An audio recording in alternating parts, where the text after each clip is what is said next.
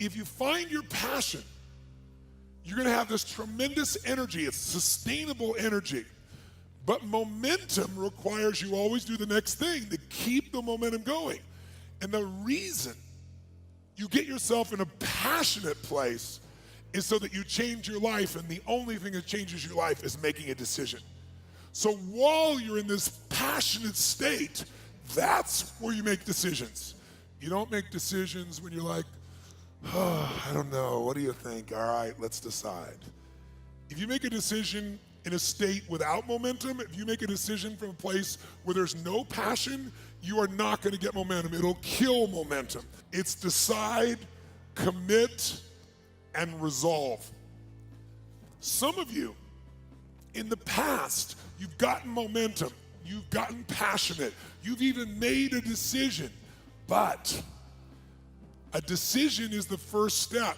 Decision is like a war. I got to do this or that. All right, I'm going to make myself do this.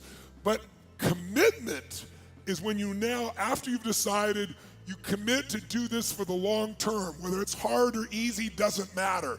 You're doing this. It takes it from this moment and it carries it into the future even when things are difficult. And the third state is resolve. Resolve means it's done. It's like, it doesn't even if you took action, it's done inside you, so it's done out there. There's no question whatsoever.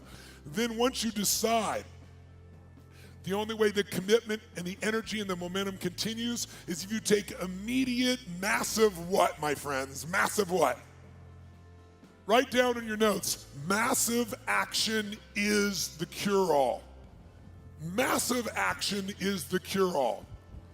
If you're having a difficult time with something, your relationship isn't where you want it to be, your finances are not where you want to be, your body's not where you want to be, your business is not where you want to be, you need to take massive action. And if that doesn't work, try something else. If that doesn't work, try something else. Keep going with massive action and you will find the way because it will give you momentum. This is where it all starts. And to start this session, I'll tell you what I want to talk to you about. I want to talk to you about what's missing. Yeah, missing. What's missing from your life? You might say, wait a second, nothing's missing from my life, Tony. I'm on a roll. I'm here with you on the ultimate edge. I mean, my life is great. I'm just here because I like to improve a few things. Okay, I believe you. But if you're really honest, I bet there's something missing. And by the way, there's nothing to be embarrassed about that. We're so weird as a society. It's like we all want to be perfect. You know, something missing from my life? Nothing's missing. We try to cover it up even to ourselves. But I'll tell you how we know it. If you look around at most people's lives, there's this huge thing called stress. In fact, if you read interviews with people that do all these focus groups on politics, on business, on products, the number one emotion experienced by people in North America today, you know what it is? Anxiety. Not fear. Fear's not so bad. You know, if you get fearful, your whole body kind of gears up and then something happens. You know, either you were fearful and you were right and you have to deal with the problem, or many times the situation gets resolved and you go, man, I was fearful, I didn't need to be, and the fear's gone. But anxiety is an emotion that most people carry with them every day. It's that feeling that never goes away. It never ends. It's a feeling that, man, if I don't run home and take care of all those emails and everything else, you know, it's like it just gets piling up. It's more and more and more. It's the feeling that you never completely win, that you can't let go. Maybe that you can't even fully allow yourself to enjoy, much less just achieve and succeed. See, the goal of this first session of this hour of power is to get you not just to realize how extraordinary your life is and appreciate what you have, but also to decide on what you want and to make it happen by making the shifts inside yourself that are necessary. But to make that happen, you're going to have to recapture what's missing. Not only what you want and what you need, but if there's one thing missing from most people's life today because of the way we live and technology, it's time. I mean, think about it. Not just time, but time for yourself. Time to actually feel. Time to not just react to the constant stimulus. Time to sit down and dream or decide. This is how I want my life to be. You know, this is what I'm committed to. This is how I'm going to live from this day forward. See, most of us are so caught up in making a living and reacting to the Crackberry or your iPhone or another set of emails or someone who's interrupting you in the middle of a conversation to take an email, you know, on their phone, or the buzzing in your pocket or the stimulus of 1,000 channels. all of this set of triggers, all our normal business demands, demands we have from our families. We want to take care of our families. We want to make a difference in the world and be the strongest we could possibly be. We want to achieve and succeed and be happy. And oh yeah, by the way, we got to deal with terrorism, economies that go up and down. And wow, what happened to that stock market? What happened to that real estate market? Or man, that subprime crisis. Ooh. Or, what's happening in my business? There's all the normal stresses of the environment, and then there's how we've begun to live. And I'm here to say to you that if you will give yourself one gift, if you give yourself the gift a little bit of time to think, to feel, to be, to condition your body and mind to work together, the whole game can change. But if you don't, you can succeed like crazy, you can make it all happen, and you can still feel empty. Have you been there? Where you made everybody else feel good and you were a super dad or mom or a business person and, it's all there, but you still got stress? And don't get me wrong, I'm not saying you're not going to have stress in your life, but I'm saying there needs to be some time for you. Do you agree with me on this? So if you do that, you can make this psychological shift that changes life, the mental shift, the emotional shift, and the physical shift. Because after all, what are we talking about here when we talk about an extraordinary life? Let's remind you. What creates an extraordinary life no matter what's happening in our life? It's this psychology. And by the way, are you experiencing extraordinary life? Are we living in a world of extraordinary life? Extraordinary resources, yes. But depending on where you live in the world, if you live in the Western world or quote, the modern world, what you see mostly is stress. I actually live all over the world in 4 different countries, but my primary residence where I'm from originally is the US. And here in America, we're 5% of the world's population, but we consume 80% of the world's cocaine. I mean, that tells you something's missing. When you gotta coke yourself up, drug yourself out, hype yourself up with more caffeine, distract yourself as much as you can with your iPod, your music, anything to just change your state, it's because there's some level of fulfillment that's missing. Don't get me wrong, all those things are wonderful, but they've gotta be things that we don't rely on to be alive. Would you agree? Kids today are 10 times heavier than they've ever been. And when I say 10 times, I'm not exaggerating by much. We have more obese people in America and frankly in the Western world than any time in human history. We're not exactly starving for food. We're starving for wisdom. We're starving for fulfillment. We're starving for the emotions that we want. And so most of us turn to drugs. And it isn't always a medical drug or even an illicit drug, but rather it's the drug of food. It's the drug of distraction. It's the drug of alcohol or cigarettes or something to be able to just kind of cope with the stress that's in our life. But that doesn't mean we have a better life. It's just a break for a moment. And then we re-enter that same world. Part of my goal here with you in the Ultimate Edge, and even in the beginning of this session, is to set up a new game for you that you design, that you can win, and that you can condition into your system so that when things get crazy, bam, you can go there. And it doesn't require you to go to some external stimulus to feel that aliveness, or to feel fulfilled, or to feel at peace, or to feel your center.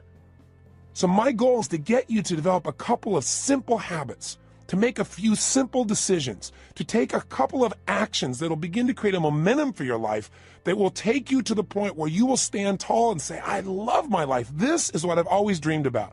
I am not willing to settle for less than I can be or share or create or give in my lifetime. And I want to take advantage of this incredible time to be alive, and I want to enjoy it to its fullest, and I want to make sure I contribute in a unique way.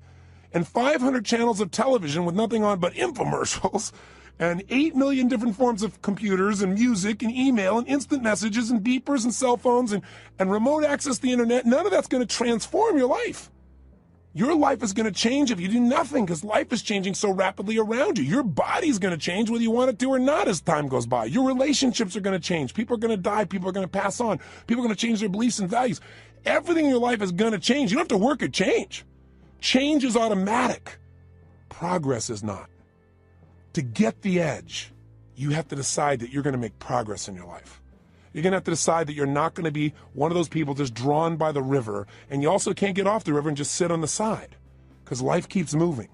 You got to step in the river and you got to direct your course by knowing what you want for your life.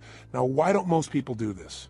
Because most of us are so stressed, we never take time for the thing that's really missing, time for ourselves. I mean, what's really missing is we don't ever contribute to ourselves. We're so busy taking care of our children and worrying about our spouses and our friends and making sure at work we're accomplishing the tasks on time and that the last person that gets taken care of is us. And we live in a society that's supposed to be so selfish, so many people talk about, but the truth of the matter is most of us are working so hard to make sure everybody else is happy that we aren't happy within ourselves. And so I want to talk to you about what's missing. Time for you. I mean, when do we really stop and feel? I mean, really feel, remember who we are and what we're about and what we want from our lives. Most of us never find that time.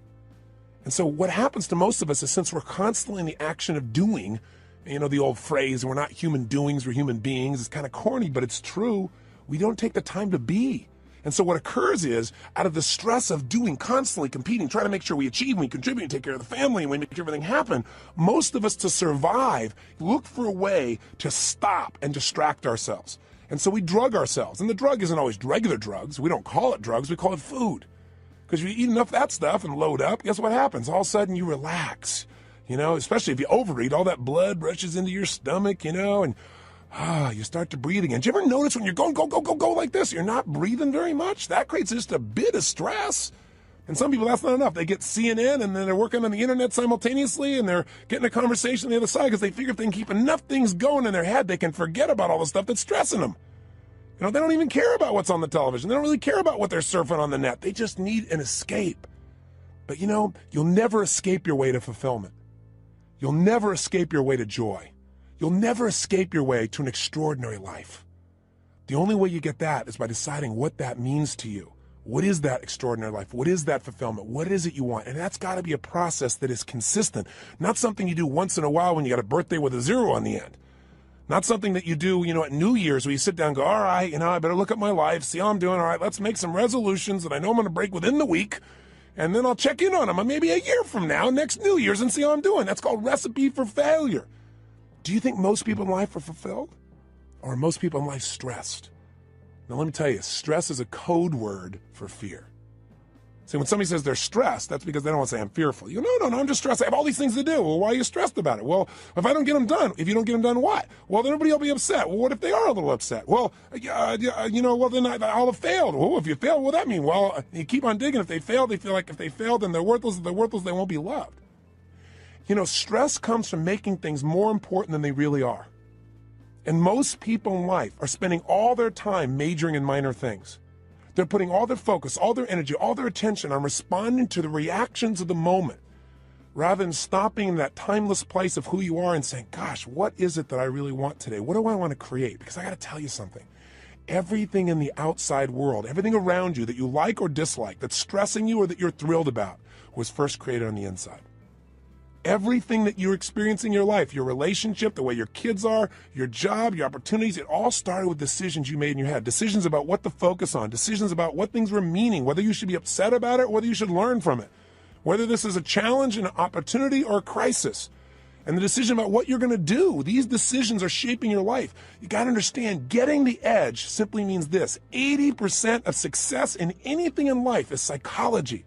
The ability to manage your mindset, your ability to find the opportunity in any situation. This isn't stupid positive thinking where you just sit around and, you know, go to your garden and say there's no weeds, there's no weeds, there's no weeds, there's no weeds. I don't believe in that kind of positive thinking. It's garbage. There's weeds there and you got to pull them out. But you got to have enough intelligence, enough psychology to say, I'm not going to see it worse than it is. Because, you know, people say I'm skeptical, I'm pessimistic. Oh, garbage, you're fearful. If you say you're skeptical or you're pessimistic, what you're really saying is, I'm afraid of being disappointed. I don't want to get my hopes up. I don't want to look naive. So I don't want to be hurt again. But I got news for you. If you're going to have an extraordinary quality of life, if you're going to get the edge in life, where the passion and the juice and the joy and the fulfillment and the happiness and the love and the family is, where the Quan is, like Jerry Maguire talked about, right? Where you got it all. You got the love, the respect, the connection, the contribution, the money, the fun, the fame, the whatever. Whatever your definition of the ultimate level of life, that edge comes when you master your mind and your emotions. But you know what? 20% of your success is mechanics, and they do play a role. And sometimes our mechanics are getting in the way of our psychology. Sometimes we've structured our life where there's no time to think or be. So you say, okay, if you ran to a rave, what am I supposed to do? All right, you start to kind of say, I should take some time for myself. Where am I going to find that? I got to get up. I got to take the kids to school. I got to make it to work. I get it all done. I come back home. I got to pick them up. I got to take them to dance lessons, to soccer. Well, you know, then I got to work on my homework. Then I got to answer all my emails. When am I going to do this stuff? Stop. We all get what we have to have. That's it. The most basic principle getting the edge is for you to understand and for me to remember, for all of us to remember, we all get our musts, we don't get our shoulds. You know, everybody's got a list of shoulds. I should take time to work out. You know, I should take time for myself. I should actually go on a diet. I should make more calls. I should just allow myself to listen to some music and meditate a little bit. I should do my taxes. But most people doing this stuff, they just what I call shit all over themselves. You don't want to should all over yourself.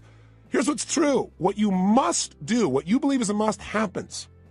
Right now, you're earning what you must earn and not a dime more. Not what you want to, don't get me wrong. And listen, I know I sound like I'm ranting. That's because I'm a nut. But by being a nut, I've achieved a lot. I've achieved a lot of things in my dreams and goals that have happened because what I am is I'm unreasonable in my expectations. So if I sound unreasonable, it's not to be disrespectful and it's not just a rant. It's because I know I've spent the last 30 years of my life now with more than 3 million people from every walk of life, from presidents of countries to presidents of companies to parents to children, best sports people in the world. I've had the chance to find the difference in people, and the difference is in their unreasonable psychology. That unreasonableness has gotten them to say, this is a must and I will settle for nothing less. And those individuals, whether it's a woman like Rosa Parks on a bus who says, no, I will not move to the back of the bus. That was completely unreasonable. She had no way to back it up and she changed the world. Or a little lady, tiny woman with no background, no education, no money, who decides she's going to change the world, Mother Teresa. Person who, by the power of her will, her psychology, her unreasonableness, by making it a must to help people that no one would help, by making that her must, she changed the world. When she died, every major leader in the world flew. 100,000 people lined the streets to watch a woman who supposedly had no resources. Unreasonable men and women shape the world. If you want to get the edge, you got to get unreasonable. The way you get unreasonable is you turn your shoulds into musts. And I'm here to tell you, you're earning what you must earn. You have the time you must have. You know, if you say to me, oh, you know, I really want a relationship, but I'm not in one, then your relationship's a should and not a must. What's really a must is you don't want to be hurt. It's a must not to be hurt. And if it's a must not to be hurt, you're not going to be in a relationship. Because if you're going to be in a relationship, there's going to be hurts. That's part of the nature of a relationship. But there's going to be more joy than you could ever imagine too. Right? The advantage. You want to get the edge. Get over your fear and tell yourself the truth. We got to take a specific time each day where you break away from the hypnosis of the culture that tells you to settle for less than you can be, that tells you not to get your hopes up, that tells you you should protect yourself, that tells you that basically your life cannot be what you dreamed about as a child. And I'm here to tell you that as long as you buy into the culture, you'll be like the majority of the population who have no advantage and have to settle for a life that really is what I call no man's land, a life where they're not really happy, but they're not unhappy enough doing anything about it. A life where there is no passion and no real drive. Just that sinking feeling that your life does not have a real meaning or a real purpose, but you got to continue. That's a place no one wants to live, and that's unfortunately where the majority of people live. Do you agree with me on this or disagree? If you disagree, I'm respectful of that. But if you want more, and if you believe that that's possible, and you're the kind of person that won't settle, then this is the first session in you reclaiming your power. It's the first session in you putting your foot down and saying, I will not be denied. It's the first session in you saying, my body, my mind, my emotions, my relationships, my finances, my career, they're not going to be perfect, but they're going to be extraordinary. And it won't be overnight, but what will change overnight is my expectations of myself. Not my expectations will suddenly be perfect without any work. This is not a little cajoling session to say, I'm going to pump myself up. I'm going to be Stuart Smalley and say, I'm good enough, I'm strong enough, I'm kind enough, and by golly, people like me. No! Some people don't like you. Some people are going to fight to try and keep you from achieving. Some people are going to tell you you're wasting your time. And some people are going to try and trip you up are people that you love. And it's not because they don't love you or they're trying to hurt you. It's they don't want to be left behind. Or they don't want, your success to make them feel inferior, like you're achieving, or even if you're not succeeding, even if you're striving. And they're not. There's contrast in that. That's part of life. You don't have to think anything else is to be dumb, and you're not dumb, or you would have turned this tape off a long time ago. So give this thing to somebody I don't like. This guy's crazy. I am a little crazy, but you got to be a little crazy. You got to be a little different. You got to be a little weird in your expectations of the rest of society, because if you agree with everybody else, you're in trouble. Somebody told me a long time ago Find out where the masses are going. Go the opposite direction. Your chances are better. You know, you don't want to be part of the hypnosis of a culture that settles. Not if you want the advantage in life, not if you want the edge. And again, the edge is living life on your terms. It doesn't mean the edge over something or someone else. It means living at the level of life where life is fully worth living, where that meaning is there. So how do we do this? What do we need to do today to start this process? Well, the first thing we've got to do is understand what creates that extraordinary life. And we've already identified it. An extraordinary life does not come from more money, because lots of people have lots of money and they're still miserable. They're unhappy. They're unhealthy. Their relationships are weak. And there are people who have no money whatsoever who are totally happy and fulfilled. You know, it's not coming from having a great relationship. That doesn't give you extraordinary quality of life. How many people you know have an incredible person who loves them totally, but they don't feel loved? Or they feel loved by them, but they still feel like their life is meaningless or worthless because they haven't achieved enough. They haven't done enough. Their body's not strong enough. Their kids haven't accomplished enough. See, it's not going to come from money. It's not going to come from relationship. It's not going to come from your job. It's not going to come from getting a raise. It's not going to come from anything but you finally stopping and understanding that the quality of your life is in direct proportion to the quality of the emotions you're in on a daily basis. If you live in frustration, if you live in resentment, if you live in anger, if you live in rejection, if you live in self-pity, if you live in those emotional states, the quality of your life, no matter what happens, no matter how much money you get, no matter how many people think they love you, no matter how much you achieve, will be worthless. If you live in a space of gratitude, if you cultivate the emotion of passion, if you cultivate the emotion of excitement, of love, of compassion, of drive, of hunger, of ambition, of appreciation, of grace, of humility, in those states, it won't matter what happens in your job. It won't matter what challenges come, because they're going to come. I mean, it's only a matter of time. You'll have another one soon. We all got problems. Problems are a sign of life. And the way we deal with them determines the quality of our life. And the way we deal with them is, where do you spend your time emotionally? Where are you? That idea of an extraordinary life only comes from an extraordinary psychology, which is a mindset that allows you to find an empowering meaning in whatever life gives you. I mean, I meet people all the time that are so upset over the littlest things. And you meet somebody who's terminally ill and you don't even know it. You don't even know it. You find out later on from somebody else. They're so happy. They're so exciting. You talk to them and say, how do you do this? And they say, listen, to me, it's not how long I live. It's how I live. I'm here to live fully while I'm here, while I'm alive. I'm going to get upset about little stuff like that? I have a friend that was shot down in Vietnam, was locked up for 7 years. His name is Captain Jerry Coffey. And Captain Coffey and I have been friends for several decades now, but I'll tell you, the greatest thing he did that allowed him to make this one of the best experiences of his life, which is ridiculous as that sounds, he really experiences and believes, is because he developed a set of rituals while he was in that prison that allowed him to take control of his body, his mind, his emotions, and to this day, they live inside him. One of the most valuable things of this session, the reason we call it this hour of power, and the shortcut to it, by the way, is called 30 minutes to thrive, or at least 15 minutes to be fulfilled. Everybody's got 15 minutes, is a set of rituals of what you're going to do with your body, your vision or focus, your emotion, your language, that will gear you up to be able to handle anything. Where literally whatever happens, you'll be able to say the same thing about that aspect of your life as Jerry Coffey said about those 7 years. See, in any moment in time, you can be upset about anything, because what's wrong is always available. I mean, if there's nothing wrong with you, if you got kids, there's something wrong there. I promise you, just look. Or there's something wrong with your spouse. There's something wrong with your boss. Or there's something wrong with the world. There's something wrong in Africa. There's something wrong somewhere. What's wrong is always available, and so is what's right. If you don't consciously decide what you're going to focus on every day and make it a priority, then weeds grow automatically. You don't have to plant weeds. They're automatic. You don't have to worry about gravity. Something's going to pull you down unless you use your will to stand up and move. You go, well, it's just natural to be down all the time. Well, then it's natural to lie on the ground, right? But how we have an extraordinary life is we resist the natural forces.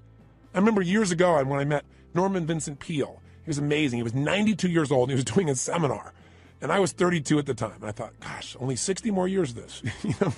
And so I said to him, I said, Norman, what are you doing still going out here doing seminars at 92 years old? And he was so cute. He turned to me and he said, Tony, there's still a few negative people out there. I started laughing. I said, you're the best. And I said, tell me, what's the most important thing you want people to understand when you're talking? He said that problems are a sign of life. He's the person I got that from. I said, what do you mean? He said, well, everybody's talking about how they don't want any problems. He said, but the only people without problems are people that live in cemeteries. And I said, I heard that somewhere. He said, well, yeah, I said that in 1936. I said, my God, he's been around a while. But the reason I tell the story about him is the idea of resistance. He said to me, when he first met Gene Tunney, who was the heavyweight boxing champion of the world back then, he said, I went up to Gene and I said, Gene, how do you get muscles like that? And Gene looked at me and said, do you really want to know or are you just asking? And Norman said, actually, I was just asking. But he said, I didn't say that to him. I said, yeah, I want to know. And he said, Gene looked at me. He got really intense, put this grimace on his face. He made his bicep really huge and showed me the size. And he said, you know how I get this? Every day I push against enormous amounts of resistance. And my pushing against that resistance sculpts these muscles. They expand by demand. I thought, wow, expand by demand. That's pretty cool. And Norman looked at me and he said, I thought about that for a long time. He said, you know what I realized? He said, I realized that God gives us problems because problems are the resistance that we have to push against to sculpt our character, to sculpt our souls. And he said, if we didn't have any problems, we don't have a life. And I thought, he's right. The only thing I want is a better quality of problem. In the beginning, I had the problems like, oh, how do I eat? How do I take care of myself? Then in my business, how do I get someone to show up? Then it was like, oh my God, we can't get a big enough stadium. These are quality problems. I have to remind my team of that. But the reason I tell you that is whether it's a problem or whether it's an opportunity, it comes down to focus. If you're in a lousy state, everything's a problem. When you're feeling strong, when you're in that place, when you feel alive, then all of a sudden what used to be a problem is like, we can handle it. But if you don't do something every day to get yourself in that state first, and you first get hit with stuff, I promise you, you're not going to deal with it the same way. So let's get right to the point here. If you're going to have an extraordinary life, that life where you are juiced, then all that means is you're going to have a life where the primary emotions of your life are the ones you want. See, it doesn't mean that life works out every way you want. Sometimes it rains on your parade. Sometimes the events of your life you can't control, but you can control what it means to you. And when you control what it means to you, you have the ultimate power of your life. You have the edge, the ultimate advantage. See, I'll give you an example. Did you see that movie that won the Academy Award, Life is Beautiful? It's a story of a man who has an extraordinary life. Not because he has more money than anybody else, not because he's in a situation where everything is easy, but because he's alive. He has this joy about him. And by the way, if you've actually ever met Roberto Benigni, the man who plays this character, you know that he lives this way day to day. He was authoring this thing from himself. He's such a joyous guy. And when he won the Academy Award, you never saw so much emotion. He was like a little boy, and everybody loved it because nobody else has the guts to be that way. Or they've forgotten what it feels like to just feel, to be alive. What makes him extraordinary? An extraordinary psychology, an extraordinary mindset, an extraordinary way of looking at the world. And in the movie, the man has that, doesn't he? And who does it affect? Everyone. Everyone within the realm of his influence. His wife feels like the most cherished person on earth, and so does he. Because when you give that kind of love and that kind of joy, people give it back. It's infectious. His son seems so happy, and they're in the middle of the Nazis taking over their country, and if you know the story, I won't run it, you know that they get picked up. And there's such a connection amongst the family that the wife is not being sent away, and she gets on the train with them. And they're in the middle of this camp. This man with his extraordinary psychology figures a way of looking at the situation for his son, presenting it so that his son sees it as a game. Isn't life a game anyway? Instead of this horrible situation. And because he has that perspective, in the end, his family survives. See, if you want your family to survive, if you want them to succeed, if you want them to have joy, if you want your kids to have a lasting love, if you want to be able to give gifts in your life and not just take care of yourself, then you got to have an extraordinary psychology within yourself. It's not where you live physically, it's where you live internally. There are two worlds, the inside world and the outside world. We can't totally control the outside one, but we have absolute control of the inside one. But you know what? Most of us are too busy to take any time to check out and see how it's going on in here.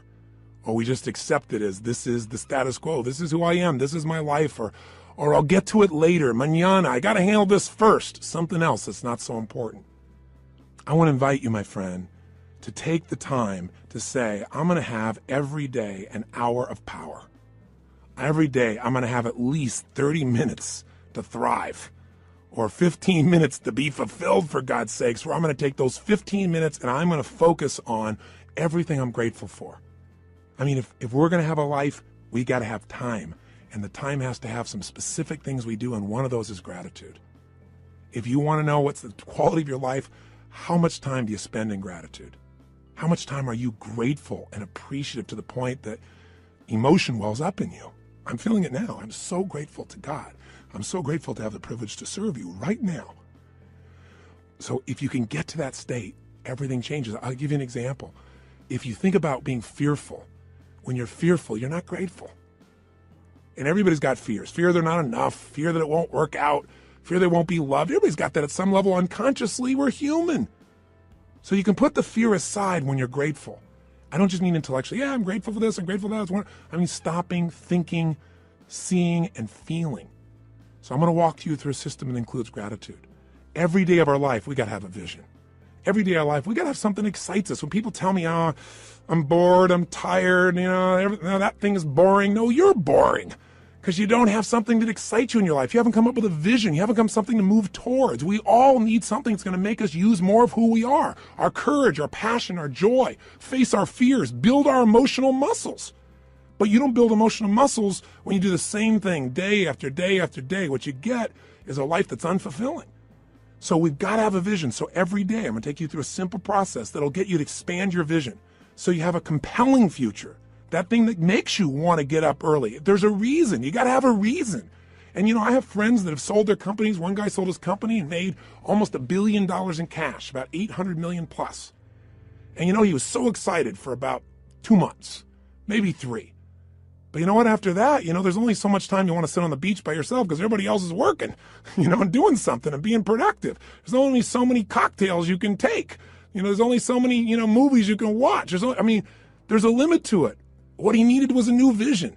Anytime you achieve a goal, as you get close to it, you better set up the next one real quick because otherwise it's kind of like postpartum. You were looking forward to that baby and now you got him, And sometimes in the middle of the night, you're going, what did I do here? Have you ever had that experience? I got 4 kids. I can relate. I hope you can.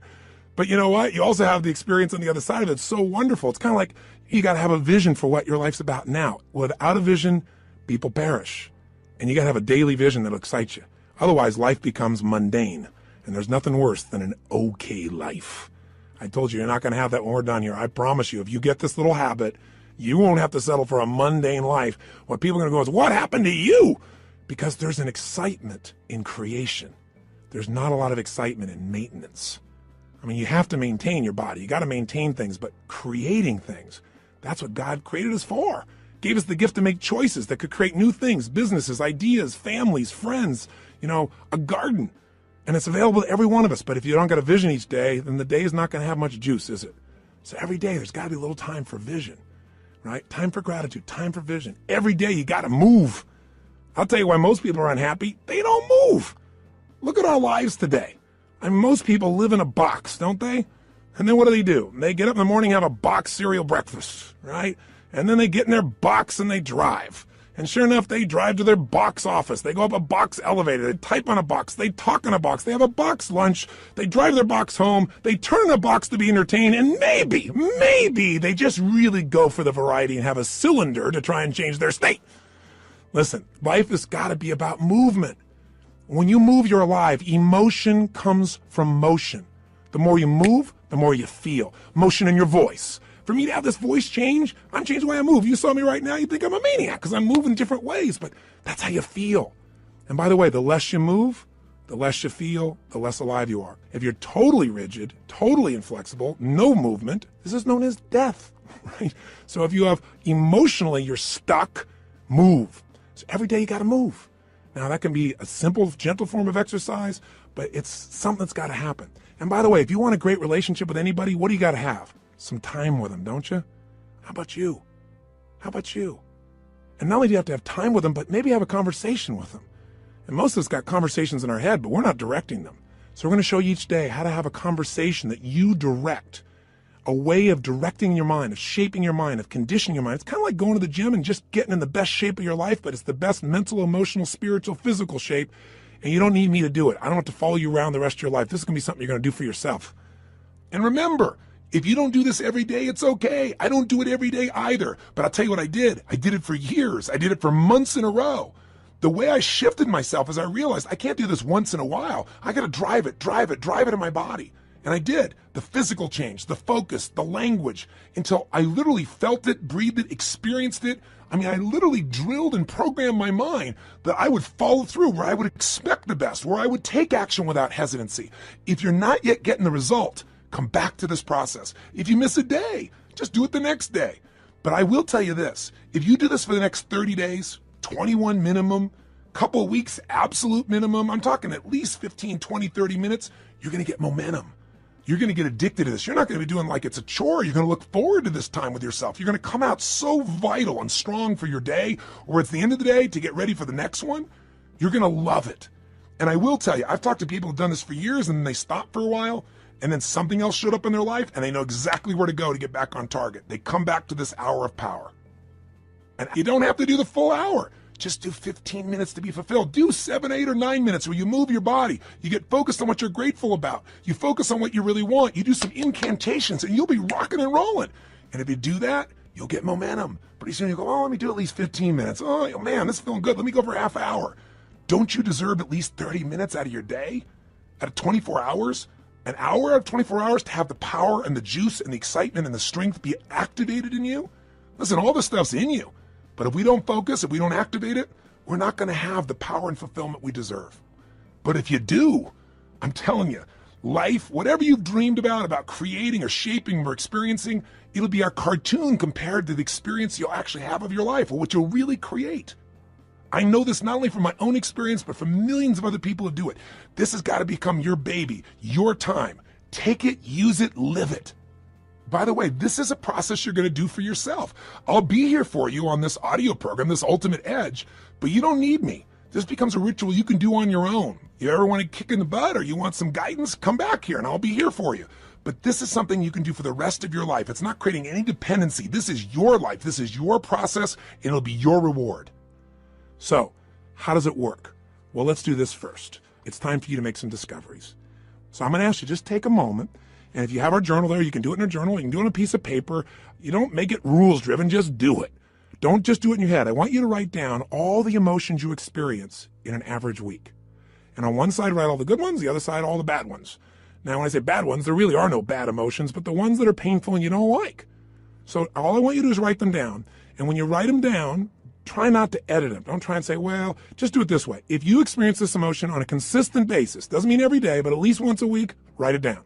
The ones you consistently feel, not the one once in a while you feel this feeling, because what this is going to tell us is where you're really living right now. This doesn't tell me your income. I don't care. But I care about what you're passionate about. I care about what hurts you. I care about what you love. I care about what moves you. And you do too. And you don't even have to tell me the what's. Let's just figure out the feelings first. So please take a moment right now, because now we're going to begin to stop talking and we're going to start the process of doing. First step here is let's figure out where you are. Write down now, on one side, all the emotions you consistently feel in a week that are positive, on the other side, all negative. So stop the tape right now, or if it's a CD, just pause it and get yourself to this right now. Go ahead. Are you still listening? I'm not going to continue until you do this. Come on here. You got to get there right. Don't just listen. Okay, if you're in your car and you say you can't do it, then turn off the CD or tape, stop it, pause it, and do it in your head at least. Or pull the car over. You're worth figuring out where you are. Cars are going to go by. You're going to drive the rest of your life. You're still going to get there. It'll take 3 minutes. Come on, be one of the few who do. Pull over. That's it. Pull over right now. Sit down and write this out just for a second. I promise you it'll be worth it. Go ahead and do it. Do it right now. So now you have some emotions that you really want. How do you create them? And you have some emotions you don't want. How do you get rid of them? Well, what if I told you literally could change how you feel in an instant? Well, you know this is true from your past experience at times, right? There are times where you're totally upset and then something got your attention and now you're laughing. You know, people can be literally at a funeral and they're in a terrible place and all of a sudden something cracks them up. I mean, it's pretty rare, but it has happened. People can be in a place where they're in the worst situation and somehow they find all their determination. How to do that specifically is what I want to show you real quickly now. And I'm going to give you a quick overview of it, but I'll give it to you in 3 parts. 3 things you need to feel anything. These are the reasons why you feel anything. In other words, if you feel sad or upset or frustrated or depressed, there's only 3 reasons. And if you change any one of these 3, you're going to change how you feel. And if you change all 3, you'll change how you feel completely. If you're feeling happy, if you're feeling excited, if you're feeling euphoric, if you're on a roll and you want to know why you feel that way, yeah, maybe great things are happening in your life, but there's a reason why you feel that way in this moment. Sometimes you have great things happen in your life and you still don't feel great. So how do you do that? There's 3 reasons. 3 things have to be in place for you to feel great. I call these 3 reasons the triad because there are 3 patterns that if you do these 3 patterns in your body in a certain way, you'll get a certain result, and it's like a recipe. You do one recipe, you get one result. You do another one, you get a different result. You get one kind of cake or another. So let's give you an example. I have an initial seminar, an immersion, where in one weekend, people get massive momentum to change their life. It's called Unleash the Power Within. It's a chance in a weekend to really step up and say, I'm going to transform it. I don't care if it's my body, my emotions, a fear, my job. It's time to do it. And we put people in an environment for 3 days of total immersion that is a blast, and people come out transformed. That process, though, very often, one of the first things I'll do is I'll ask people, what do you really want? I'll take people in the audience. We've got 1,500, 2,000 people in that type of program usually, and they'll say, oh, well, I want to make, $1 million. I want to make $1 billion. I want to help my kids get through school. I want to have more confidence. I want to lose 57 pounds. I say, okay, great. Why do you want these things? If you lost the 57 pounds, if you made the $1 billion, what are you going to get? And sooner or later they'd say, well, if I change the world, it'll make a difference. And I'll say, yeah, but what will that give you? And eventually say, well, it'll make me feel good, like my life had meaning. Or they'll say, if I lost 47 pounds, I'd feel more sexy, or I'd feel more energetic. Or they'd say, if I made this money, I'd feel freedom or power or secure. Whatever it is you want, you only want it because you think it's going to give you a feeling. And the truth of the matter is you can have that feeling right now if you just change these 3 patterns I'm going to tell you about. So the first pattern that determines how you feel is not the event, but what you do with your body in this moment. Right now, you're feeling, whatever you're feeling right now as you're listening to me, is related first to how you're using your body. If you're slumped over, if you've not been using it, if you're tired, you probably feel different than if you're listening to me walking right now as an example. Now, I'll give you a more specific example. If I were to tell you that there was a depressed person behind curtain number 1 over here, and for a $100,000 donation to your favorite charity, if you could describe them physically without seeing them, I bet you could do it, couldn't you? What's their posture like? Say it or think it at least. You can say it. No one's going to hear it. You're probably in the car. You're walking. People talk on phones all the time. They don't know what's going on.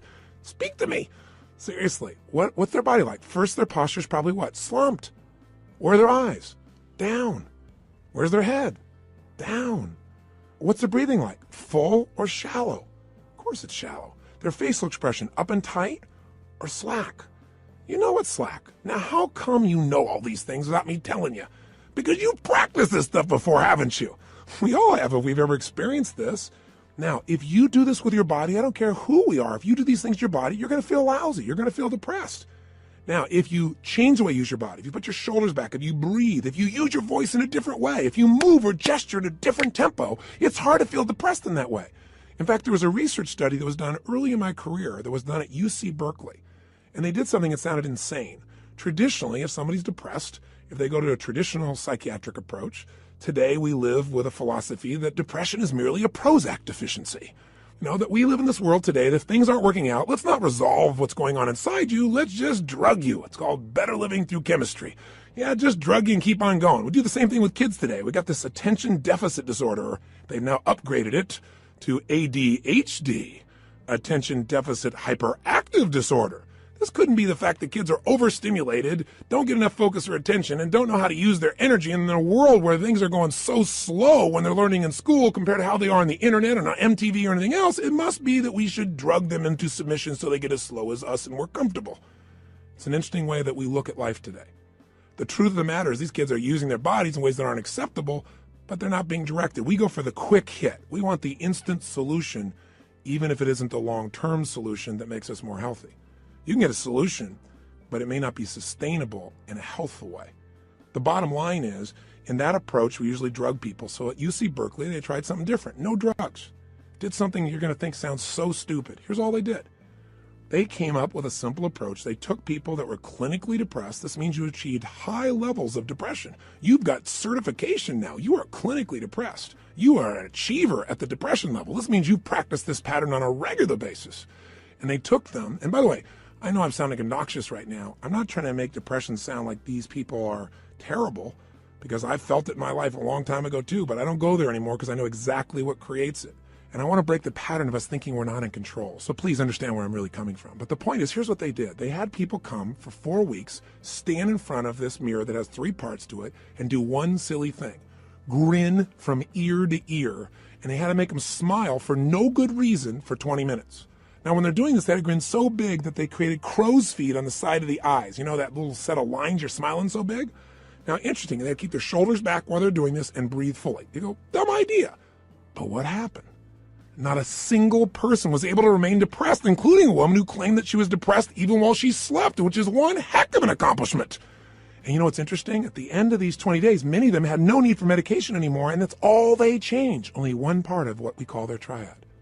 Just the physical part. That's how powerful it is. See, if you rise up, if you move up, if you use your body in a totally different way, you're going to feel different. Emotion is created by motion. See, we have 80 muscles in our face. How many of them are you using consciously? Are you doing anything different with your body so you can feel different? Or do you do the same things so you feel the same things? You look at your list you have written down there. That list represents a few patterns that you do in your body on a regular basis and you don't even think about it. And whenever you do it, you're going to feel it. Some make you feel good when you do that. Some make you feel bad. By the way, when you think about a movement, to breathe, you got to move. To sing, you got to move. To speak. If I start talking like this, I'm moving organs in my body in a different way than if I start speaking more like this. And I said, hi, I'm Tony Robbins, and I'm going to share with you now how to have an extraordinary life during the next 7,000 hours of this program. You got, turn this guy off quick. There's got to be some combination of energy there, and that energy comes because I'm not sitting in a chair here. I don't have a script in front of me. I'm looking at this microphone. I'm visualizing your face, and I'm trying to think what I can give you that I know will make a difference based on 25 years of experience. And I'm telling you, the number one thing is change the way you move. Change the way you use your body, and you'll change the way you feel now. Instantly. I don't care how bad you felt if you change it. Now, if you just change it for a second and you move your hands up for a moment, you make a little minor change, you'll get a minor change in feeling. But if you make a radical change, if you go, yes, I'm doing this now, I'm sick of this, I promise you, you're going to feel different than if you go, I don't know what to do. I know this sounds so stupid, but it works. And you know what? The best study of life is what works, even if it's simple. It's nice to have things simple. Why do we have to make it so hard to feel good? Here's the second part of the triad. The second part is the pattern of focus and belief, and they relate to one another. See, whatever you focus on, you're going to feel whether it's true or not. Have you ever had an experience where somebody did something, or you thought somebody did something? Even better example. You heard, you thought, and you thought they did it to take advantage of you. And as you focused on that, you got angry or sad or hurt. And then later on, you found out you were dead wrong, that either they never did it, it wasn't true, or that wasn't their intent, and you felt bad about it, or you felt embarrassed. How can that be? Because whatever we focus on, we feel, whether it's true or not. Focus equals feeling, just like the way you move affects your feeling. See, right now, if I said to you, what are you juiced about in your life? What could you be excited about? If you really wanted to be excited in your life right now, what could you be excited about? Or what are you proud of? Or what could you be proud of if you wanted to be proud? Or who in your life do you really love? Who loves you? Think about it for a moment. Who do you really love? Who loves you? By the way, how does that feel when you focus on or you think about someone you love? See, whatever you focus on, you're going to feel. Focus equals reality to the individual, even though it's not reality in actuality.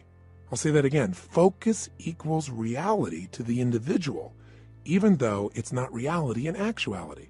That's a complicated way of saying whatever you focus on, you're going to feel, whether it's true or not, because your brain doesn't know the difference between something you vividly imagine, that's called focus on, or something you actually experience. It's very powerful. If you use this to your advantage, it means something very simple. How fast can you change how you feel? As fast as you change your focus. As fast as you change the way you move. See, right now, if you're focused on something that's really upsetting or something you're worried about or something you're fearful about, you're going to feel those feelings. If you focus on something you're really grateful for, you're going to feel a totally different set of feelings. See, you are in control and you can change your feelings in an instant.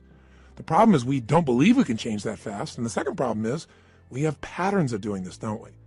We tend to, like, on a regular basis, focus on what overwhelms us, or focus on what we're upset with in our spouse, or focus on why we failed in the past. And If you keep focusing on things where you didn't succeed, guess what? You're going to feel like a failure. And when you feel like a failure, you're not going to take action to make things better. You can't build on the past that doesn't work. But you can also focus on what you want, on what you want to create. You can focus on the solution. Hey, when you got a problem, everybody's got problems. But 95% of your time has got to be spent on the solution. 5% on the problem. Most of us spend all the time describing the problem more and more detail, and we wonder why we feel overwhelmed. Focus is the secret key to changing, and you can do it in an instant. One way to change your focus is to change the third thing, your language patterns. See, all day long we're thinking. What's thinking? All day long you're asking and answering questions with yourself. Should I do this? What does this mean? Why is this? Where is this going on? That's what initiates thinking, is a question. You know what the problem is? We have patterns of questions we ask that don't serve us. Some of us ask questions like, how come this always happens to me? Well, it doesn't always happen to you, but if you ask a lousy question like that on a regular basis, your brain goes, because you're an idiot. How come I can never lose weight? Well, you can lose weight, but ask a lousy question, ask and you shall what? You receive. How come I can never lose weight? Your brain says, because you're a pig. Come up with a better question, for God's sake. See, questions direct us.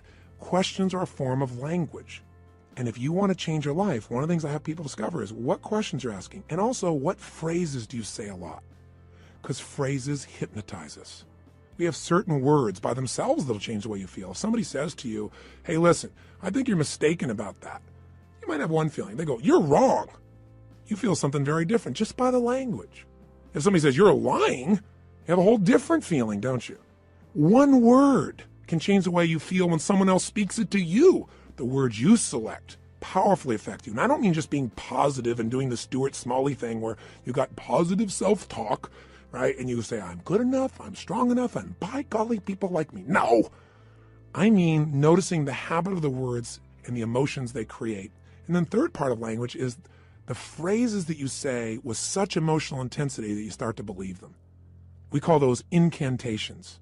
An incantation is like, if you remember studying mythology, a sorcerer would tell a prince over and over again a phrase over and over again with such intensity that he'd be hypnotized and he'd think that he was a frog. And so, of course, he was a frog. That's what he experienced. We experience whatever we focus on. We feel whatever we picture. We feel whatever we say to ourselves. We feel whatever we do with our bodies. Those are the three patterns. If you change those three patterns, any one of the three, you're going to change how you feel. If you change all three, you're going to radically change how you feel. If you change the pattern of how you use your body, if you change the pattern of what you focus on daily, which, by the way, I'm going to show you a technique for doing today that could change your life. Very simple. If you change the pattern of what you say to yourself with the emotional intensity you say it, you're going to change the pattern of how you feel. Now that means you could pick any feeling you want and say, if I want to feel that way, what do I do with my body? When I'm in that state, how do I move? How do I speak? What do I do? Let me try it. When I'm feeling that good, what do I focus on? What do I really focus on? And by the way, what does it mean to me when I focus on it? Because you can focus on something and one person looks at it and says, because that happened, that's why I can never be close to another man or woman in my life. That's why I can never trust again. And somebody else had the same experience. And they go, because that happened, you know what? I've learned so much about myself. And because that happened, I appreciate the person I'm with now so much. You can't have a foreground without a background, right? That's the secret to life. We have absolute choice. We have absolute control about how we feel. And whatever feelings we put in our lives on a regular basis will determine the quality of our lives. So you can have frustration, anger, upset, overwhelm, insecurity. You can be fearful. You can live in a state of guilt, worry, whatever, or you can live in a place called passion, joy, thankfulness, gratefulness, connection, love, wonder. And if you create those emotions on a regular basis, are you going to have a different life? You bet you are. Okay, so how do we take these three understandings and make it so we don't have to think about it, but we actually, on a regular basis, condition ourselves to have the great emotions we want and get rid of the emotions you don't want?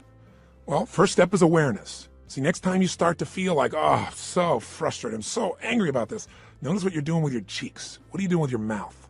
What happened to your breathing just now to do that? What's happening to your eyebrows? Are you tightening your fingers in your hands? Because we all have very specific things we do to get into our version of anger or frustration or tired or overwhelmed. Does that make sense? Just notice what's happening in your body. Say, okay, I'm not breathing. That's a clue. Let me start with a little change there. My mouth is so tight, I can't even talk. That might be a clue why you're a little uptight. So loosen your jaw. Second thing, okay, what am I focusing on? I'm focusing on how, this isn't working. Now, to help you understand the belief part, ask yourself, in order to feel this way, what would I have to believe? In order to be frustrated, what would I have to believe? I have to believe that it should be better than it is, and it's not, and it's not working.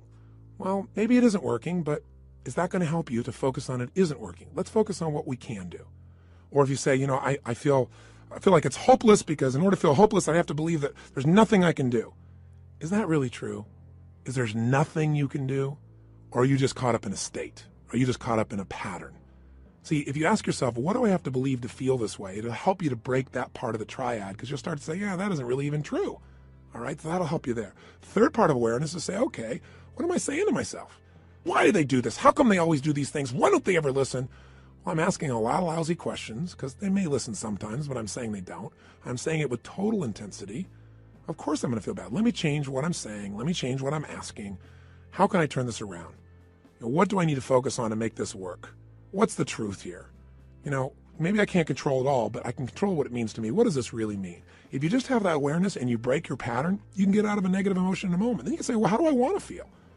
To feel like that, what would I have to focus on right now? What would I have to believe? I have to believe, I can turn anything around. I may not like it, but I can make it happen. It's just another challenge that God's given me to sculpt my soul. Throw it at me. That's what this is about. Now, here's what you can do that'll make this part of your life. You make it a simple ritual. When you use the word ritual, some people think of something religious or something, hocus pocus. Rituals, a simple word for rituals would be habits. But I think rituals is better because every person has rituals, whether they know it or not. In fact, your rituals equal your results. If you look at your life and let's say your body is not where it wants to be, I promise you, whether you know it or not, you got rituals. What do? You start your day the same way each day. I'm sure you start your day by first going on a wrong walk or exercise approach. You eat really consciously. That's why you're overweight, right? Wrong. You may be starting off at Starbucks, and then you're going for that muffin, and then you're rushing off and not really taking care of yourself, and so your body never gets the right start. And what do you end up doing when you get to the office? You have a set of rituals. Whenever people are failing, they have rituals that cause them to fail to achieve what they want.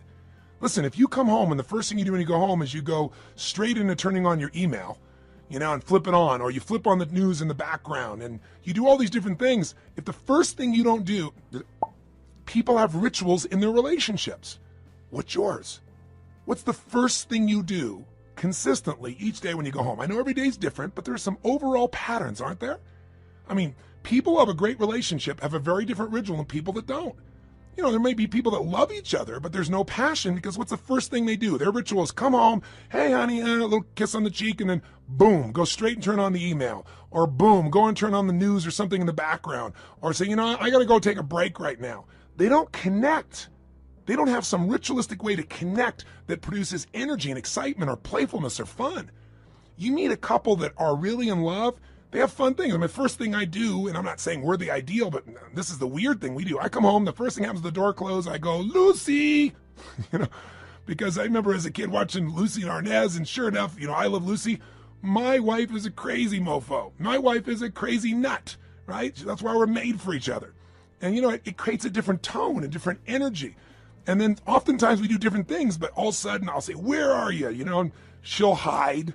Or she'll come running at me, we haven't seen each other for years, playfully, we hug and twirl. We do this stuff all the time. I'm making this up. People go to my personal assistant very often, and the most common question she tells Sage and I is, I've seen them in the seminars, I've seen this environment. They're not like that really all the time, are they?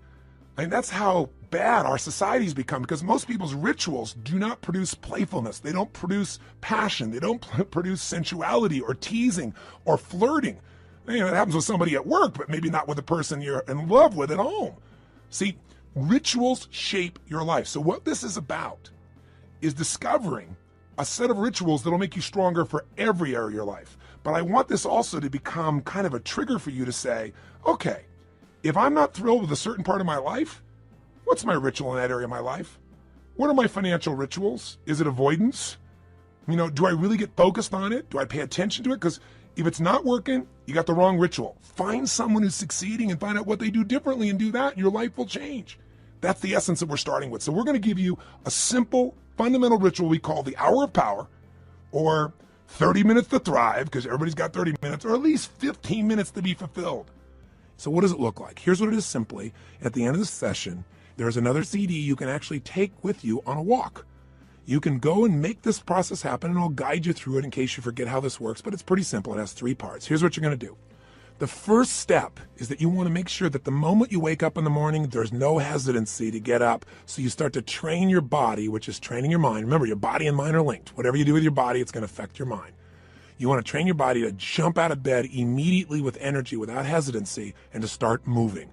Because remember, emotion comes from motion. We've got to move. Now, ideally, you would exercise in the morning. There's a lot of reasons to do that because of all the times. And by the way, I'm a night person, so I understand if you go morning, I ain't jumping out of bed in the morning. I turn on around midnight or 1 in the morning, and sometimes I don't go to bed to 4 or 5. So what I'm talking about, you can adapt, but just hear me out. The ideal time to work out is in the morning, because if you exercise in the morning, you turn on your metabolism and you have it for the whole day. If you don't exercise, you get no metabolism and you just keep gaining fat and your body loses its strength and you lose muscle every single year, especially as you age. But if you can train yourself to do that in the morning as the first thing, even if you have to get up earlier, or go to bed slightly earlier, or just take 1 hour less sleep, or 30 minutes less sleep, or 15-minute less sleep, if you can do that in the morning, you turn on the metabolism, but you also turn on your emotions. Movement and breath are the first phase. So what you're going to do, have your shoes beside your bed, and if you've got somebody to do this with, it's even better. I mean, if you got your lover and the first thing you do is get up in the morning and you can spend time walking with them, that's great. But you get up and you physically move. You go for a walk. Anywhere. You get outside. You get out of the house, you move immediately. Now, walking doesn't sound very dynamic, and you may want to run, but you walk first to start warming up your body, warming up your metabolism. And as you're walking, there's a pattern of breathing that when you do it, it will stimulate your body to cleanse itself, and it'll start to move everything you need. And the ratio of breath is you're inhaling 4 breaths in a row, so it's, and then you're exhaling 4 in a row. As you're doing this, you're actually going to be tapping fingers. You'll be doing this same pattern again and again.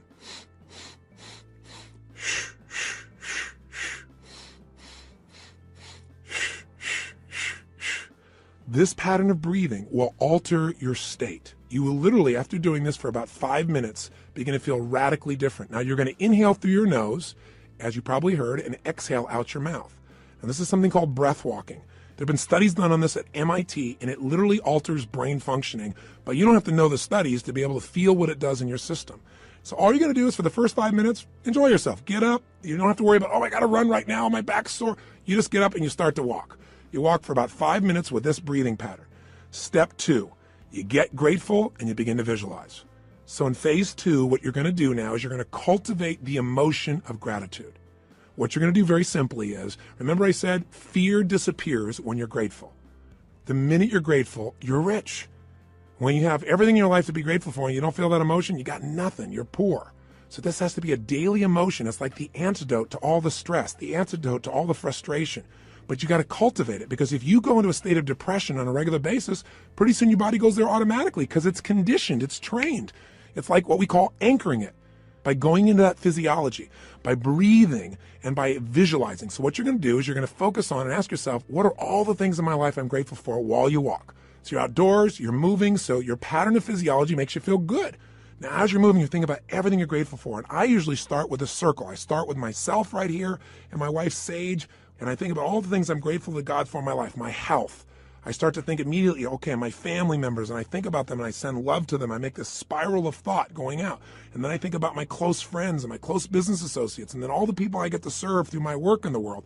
And I just expand it. You think of moments you're grateful for. You know, a moment that I had with my son where he shared something with me that just made me cry. It was so beautiful. You know, there are moments in your life. So what are we doing? We're moving and breathing. That's changing your physiology. We're being grateful. That's a focus. And so now you change your focus. And now what you focus on is everything that you really want in your life, but you focus on it from the state as if it's already been achieved. I honestly start just giving thanks for it as if it's done. I am so grateful that that business deal has come together the way it has. So what I do is I begin to see it as if it's already done. Because remember, your brain can't tell the difference between something you vividly imagine and something you actually experience. So I see it. I feel it. I think about it. I feel the emotion as if it's already achieved. The more you can program your body and your mind and your emotions that something's achieved, your brain can do things you're unaware of. And if you focus on what you want continuously, you'll move towards it. Whatever you focus on, you move towards. Most people are focused on what they're afraid of. So as an example, when somebody's out of control in a car, they immediately look at the wall they don't want to hit. And of course, as they look at it, they steer right into it. The same thing happens in life. Wherever you focus, that's where you go. Don't focus on what you fear. Focus on what you want and make it real. The more certain you are that what you want can happen, the easier it is for your brain to figure a way. When you say this is important, your brain starts noticing anything that'll get you to what's important. And if you believe it's already happened, you know enough about life that when you have that kind of certainty, your brain will find the way. Now you start focusing on today. What do you want to create today? You think about meetings you're going to have. What do you want to make that happen? Instead of going, oh, I got to go to this meeting. What do I want? Most people think about what they have to do. Think about what you want to do. Who do you want to turn on, excite, make happy? Who do you want to make laugh? What do you want to achieve there? What do you want to accomplish? See, the more you can see it in advance, you got to remember, everything that's in your outside world started in your inside world. Everything in my life, my kids, my businesses, this conversation with you started as something in my head, and now it's real. The same is true for you. You got to create in your head first the way you want it if you want it to show up in your life the way you want it. Most people create in their head what they don't want, and so of course they keep manifesting what they don't want. So even for this day now, focus on what do you want to create out of this day. Think about what's coming up. How do you want it to go? How do you want to feel? How could you respond? And just get yourself juiced about the day. So now what you need to do is incantations. So if you're walking, as you're walking, you can be doing this. You can even be doing it with the same breath you started with, or you can be going, I love my life. I love my life. I love my life. You go, that sounds so positive, thinky tone. But you know what? If you do it over and over again, you're going to be vibrating. I've done incantations my entire life. It's how I've conditioned myself. 25 years ago, when I first started speaking, I was 17 years old. I'd made some changes in my life really quickly, and I started sharing it. And I didn't have speaking skills, but I had a state. You know when you're in state and things just flow? It's just like having a conversation. You don't have to think about it. It comes out of you. But I made myself get in state because I was fearful. So I said, I got to focus on how to serve, not on am I going to do a good job. I need to focus on giving, not on how am I going to do. If you focus on how you're going to do, you're going to get worried. So I created an incantation, and I've done it for 25 years before I go on stage every single time. If anyone's been backstage, they'll see what I do. I make a big change in my body, take an explosive breath, shh, and I do this thing I call a power move that stimulates my body so I'm at the strongest state I can be. Second thing I do is I do my incantation.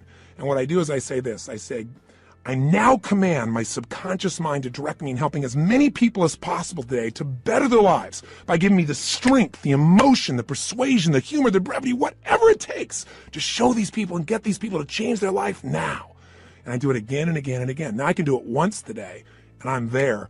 Because I used to do this literally for 45 minutes driving someplace. I'm driving my old Volkswagen Bug, and I'm supposed to do this speech to share with people how they can do these things. Or I'm supposed to meet this person one-on-one. And I would literally chant this out loud. Now, why do you do it out loud? Because if you go in your head, that doesn't affect you. Speaking engages your physiology. And when you speak with certainty and intensity, it conditions you. So the bottom line is you do this while you walk. So if you're conscious about this, you can do it under your breath, like I said. You can do it in a breathing pattern. You can do something simplistic, like, every day and every way I'm getting stronger and stronger. As you're jogging, as you're walking, every day and every way I'm getting stronger and stronger. Some old phrase from an old book from years ago. Anything will work as long as you say it with intensity. Every day and every way I'm feeling happier and happier. Every day. And you say it again and again. And what you'll actually get is a rhythm. I'll tell you what incantations do in case this sounds stupid to you. Maybe it'll help. Have you ever made the fatal mistake of going to Disneyland and getting on a ride called It's a Small World After All? If you have, you know the power of incantations, because what's stuck in your head for the next 3 weeks? That song in 37 languages, right? Or if you hear a song and you get it in your head and you can't get it out, and it goes on and on and on. Well, this is a way to get the right idea in your head and condition it, but not just the idea, the feeling. So now what you need to do is exercise, ideally 20 minutes, no less than 15, 30 even better. And if you can do 45 minutes, that's wonderful. And that's how you get to the hour. And so at the end of this hour of power, you want to celebrate. You want to say, my God, I got myself to do this thing that set me up for victory. Now, you won't have to work at celebrating, I promise you. You'll feel so good, you'll be vibrating, especially if you did the incantations. Now, this process, you might say, well, I'm not going to run 5 times a week. And you don't have to. You can just go on a walk. And you can do this process, this hour of power of focus, and you can spend 10 minutes on gratitude, 10 minutes on visualizing, 10 minutes on what you want to have happen today, and do it in 30 minutes. This is your freedom. But I can tell you, if you'll give yourself an hour, where 15 or 20 of those minutes are based on these three things: massive changes in your physiology that make you feel great, massive changes in your focus that make you focus specifically on gratitude and specifically on what you want to have happen and feeling like it's already been achieved, and then massive changes where you push your body to be stronger and you make some incantations, you say some phrases over and over, at least 5 or 10 minutes of it, you will have conditioned your mind, your body, your emotions, and your spirit will soar. And now you will deal with problems radically differently. There won't be problems, there'll be challenges for you.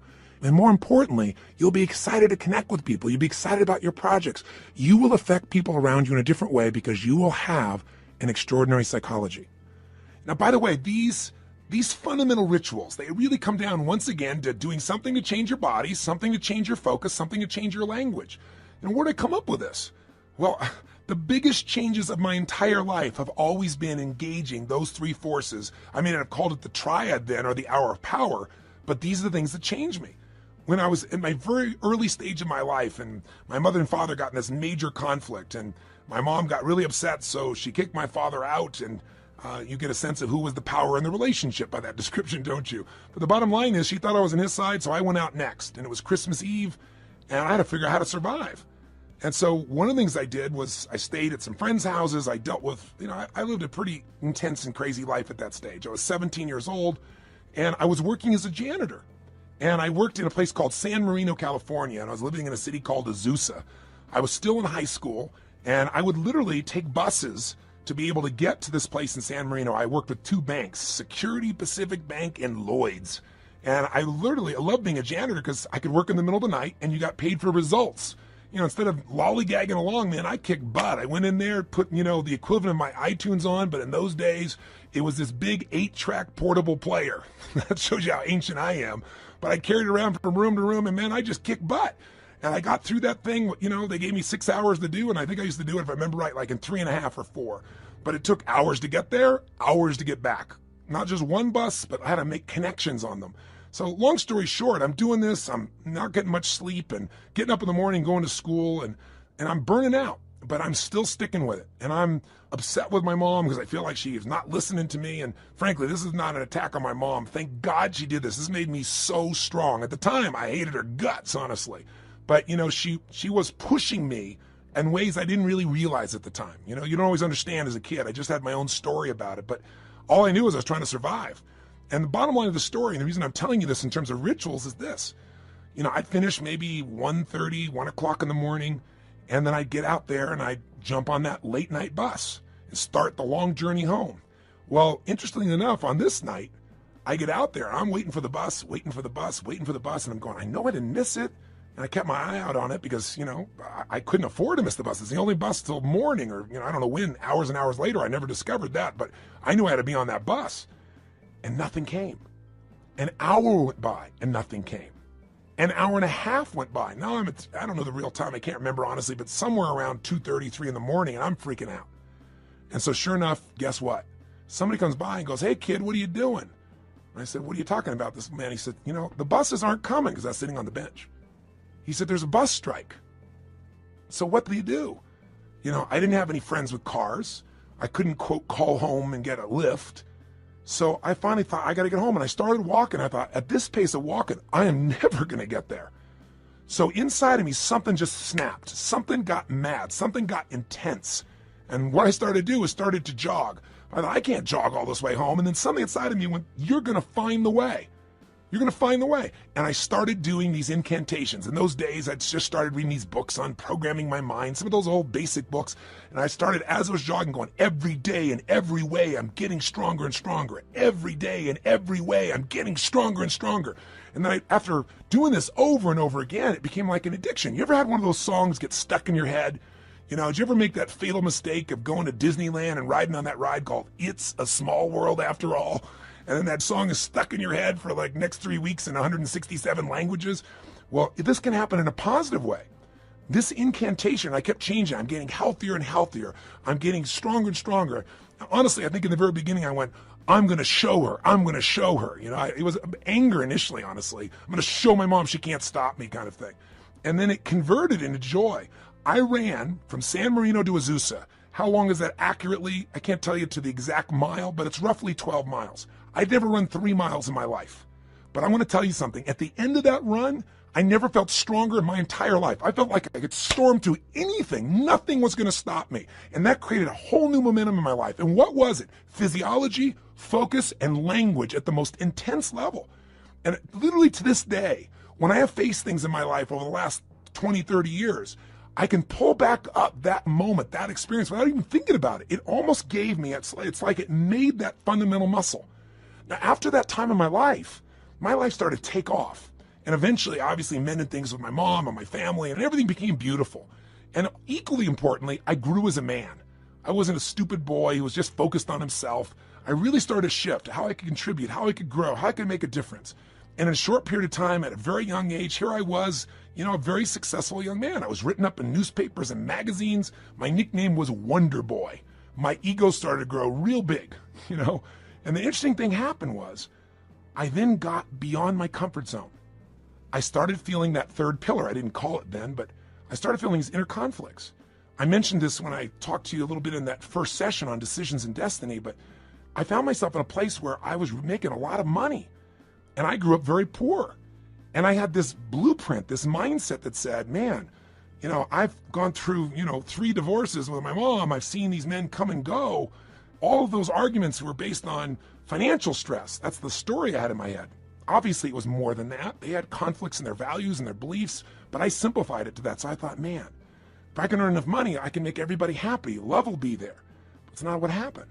I went back and started hanging out with my friends, and all of a sudden they started like, yeah, you got money now. And I had all this judgment. I was never doing it for money. I was doing it because I wanted to make a difference, and I wanted to have some financial freedom too. So what I started doing? I started to sabotage myself. I didn't do it consciously. I did it unconsciously. Started not showing up for key meetings, started showing up late, started snapping at people. And I'm a loving guy, and I'd feel bad about it. And then I'd apologize to the person, but then I'd go do it again. It was like unconsciously. I wanted to get back to where I knew everybody would be okay with me. They'd be okay if I was successful, but not too financially successful. And the bottom line is, if you've heard the story of my life before, people come up and say, how did you change your life? When you're back there in Venice, that's where I was. I lost everything financially. I moved into this cheap little, 1-room bachelor apartment, not a bedroom, just 1 room. I was living in that room. I had my little cooking plate I had. I used to wash my dishes in the bathtub. 2516 Pacific Avenue, apartment 3A, if you ever want to check it out.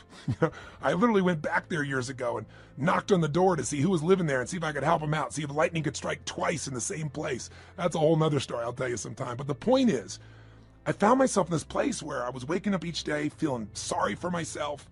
My life was a mess. I was watching television all the time. I was eating to try and fill myself up because I wasn't filled up emotionally. And I gained 38 pounds in about 2.5 months. And again, that's not easy to do. So, what did I do? I kept eating and just not moving as much as possible. But what changed me was a series of events, one in particular, but a series of them that really made me feel humiliated, made me look at my life and say, man, somewhere inside of me, I know I'm more than what I'm demonstrating mentally and emotionally and physically and financially and spiritually. And the day that all snapped for me, the way I changed it was with the same ritual. I didn't think about it consciously. I just went, look, I got this big gut. I got no energy. I feel like I got no control over my life. So I decided I was going to go on a run. Now, going on a run is not something I'd done for several years at that point, at least a year and a half. And I had this big gut. And so I put on, in those days, what used to be known as a Walkman. Don't know if you're ancient enough to remember those as well. You can see how I was moved from 8 tracks all the way into the Walkman, this giant little device with a headphone. And I remember I played some music from a group called Heart. Do you remember them? They had a song called Barracuda. And I got on that beach and I ran as hard as I could humanly run until I felt like I was going to spit up blood, and I kept on doing it. I didn't know what I was doing at the time, but you know what I was doing. I was making a big change in my physiology. And I used the music to put myself in a peak state of focus. And when I was done, I took out this journal, I wrote a line down the middle of the page, and on one side I wrote everything I was committed to having in my life. Everything. And the other side I wrote everything I'm committed to not having in my life, which is most of how I was living. The relationship I was in, the way I was living physically, the way I was financially. I didn't even know how I was going to change, but I had an absolute vision for what I wanted. I was in a peak state physically, and I started doing incantations. I started doing these. I started going, God's wealth is circulating in my life. His wealth flows to me in avalanches of abundance. All my needs, desires, and goals are met instantaneously by infinite intelligence, for I am one with God and God is everything. I remember it so vividly. I'm not looking at some script right now. I remember it vividly because I did it day after day after day. And I didn't just say these over and over again. I visualized God's wealth is circulating in my life, and I see the wealth of God coming to me in the form of love and joy and connection and making a difference. His wealth flows to me in avalanches of abundance, and I'd imagine avalanches of joy, of happiness, of impact, of money, of love, of fun, everything. I'd image it. I'd feel it in my body as it was happening. God's wealth is circulating in my life. His wealth flows to me in avalanches of abundance. All my needs, desires, and goals are met instantaneously by infinite intelligence. And I would say it with that intensity and see it. For I'm one with God and God is everything. Over and over and over and over again, till I would wake up thinking these thoughts. God's wealth is circulating in my life. I would feel this connection to God. I'd feel this connection to nature. I'd feel this sense of abundance. And sure enough, whatever you focus on, where focus goes, energy flows. I started looking for answers. What did I do? An hour of power. And I continue to do this today. Anytime I want to strengthen myself, and sometimes I'm not even trying to strengthen, I just want to get in the state of momentum, I go and do my hour of power. And I do it different ways, but it always includes a change in the physiology, my focus, my language, my sense of vision and gratitude. And I can do it different times and create all kinds of variety and use music and elements, but it never leaves me. And by the way, I promised to tell you exactly what Pat Riley did. I said, how did Pat, when he lost the second game of the NBA championship, 2 in a row, and he's looking at his players and he sees that they don't believe they can turn this around, and all the media saying, only 2 teams in history have ever been able to come back from 0-2 and win the championship. And you don't have a historic team here. It's not like you have the greatest players in the world on your team. He's hearing all this. How do you find a way to find that internal certainty that could get him to not only believe, but do what's necessary to maximize his ability as a coach? How do you find enough certainty that he could transfer that to his team? He did his own version of Hour Power, does it to this day. Pat's way of doing it is he gets a little walk going, and then he does these yoga-like postures that cause him to make this radical change in the way that he's sitting, moving, breathing, and focusing.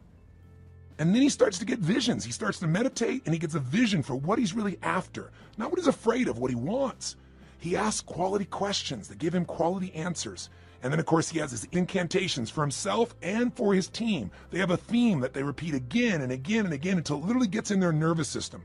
One of Pat's most fundamental belief systems that he uses as an incantation with his teams as long as he was a coach was simply this: we are the best conditioned, strongest, toughest, most disliked team in the league. Because he wanted to be so strong that they could face anything. And all these guys get that in their body day after day after day. But it was in one of these sessions that he got the insight to say, we are winning. He got the vision. We're going to win 12 days from today. And then his second hour of power, he got the insight. Okay, I'm going to get these guys to have certainty because I'm going to tell them they're only bringing 1 suit. We're not booking in any other hotel rooms, only 1 night. There isn't going to be a 7th game. We're winning on the 6th game, and we're even going to book the venue for victory here in Miami that night when we get home. I mean, I'm going to box us in. He got that out of an hour of power. And then the sharing of the experience of Martin Luther King's writings that came on his 3rd day of hour of power during this process. You want insights? If you want an extraordinary body, it takes a ritual, doesn't it? A ritual of diet or a ritual of exercise. If you want an extraordinary emotion and spirit, it takes rituals. One of those that you might want to add to this hour of power is prayer. If you believe in prayer, this is it. This is a form of it. Maybe the greatest prayer is not asking for things, but saying, thank you. Thank you, Lord. Getting in that place on a daily basis for no less than 15 minutes to fulfillment, and ideally the hour of power, will change your life more than anything else. And if you did it for 6 months, your life will never be the same. Because all the research shows that if you even exercise for 6 months, you'll exercise for the rest of your life because it becomes physically addictive to you. If you get away from it, you'll feel pulled to do it. All you got to do right now is give it a week or 10 days. Do this with me for 10 days, and I promise you, you're going to get some momentum. And by the way, if you want to guarantee success, do it for 30. This process works. All you got to do is give yourself the gift of a little bit of time each day. Are you going to do it? Are you going to follow through? You bet you are. And I'll be with you each step of the way. Now, I know this audio session is much longer than any other. other than a workshop because I really wanted to hopefully engage you. My goal was to do everything I could to get you to give yourself what you deserve and to tell you the 3 things that you got to take control of and to remind you of the fundamentals that your life is nothing but your emotions. If you get the right emotions, you'll work out. If you're determined, you'll work out. You can change a state that fast, but you got to get the habit. Are you sold? I hope so, because the sale is for you. It's not for me. It's for you to create what you want long term. If you will do this, and you'll even do it 4 days a week, if you'll just get a habit that you'll commit to and not break, your pride will soar. Because when you just discipline yourself a tiny bit, and by the way, this doesn't feel like discipline, it feels like joy when you do it. But if you discipline yourself just a little bit, you get a positive habit you've consciously created, it spills over into all the areas of your life. So thank you for listening. And what I want you to do is, tomorrow I want you to go do this first thing in the morning. I want you to start out your day by doing this hour of power, or this 30 minutes to thrive, or these 15 minutes of fulfillment. Just do it. And by the way, if this sounds complex and I've overloaded you because it's been a long session, don't worry. I'll walk you through it fresh as we do it, but make sure you get started. The hardest part is the first step. The hardest part to get is momentum. So my friend, I plead with you. Give yourself this gift each day. I mean, this is really one of the most important decisions of your life. And I hope my crazy, outrageous approach pushed you in the right direction and didn't push you away. I hope somehow I found my way into your heart or your intellect or whatever part of you we've got to reach to push the button that launches your life to the next level, to the level it deserves to be. So this is the beginning of a brand new journey. And I'm really grateful that you've allowed me to be your coach in this first part of the process. I think we can make immense progress. So let's start taking real action. Let's not just talk a good game, you and I. Let's do it.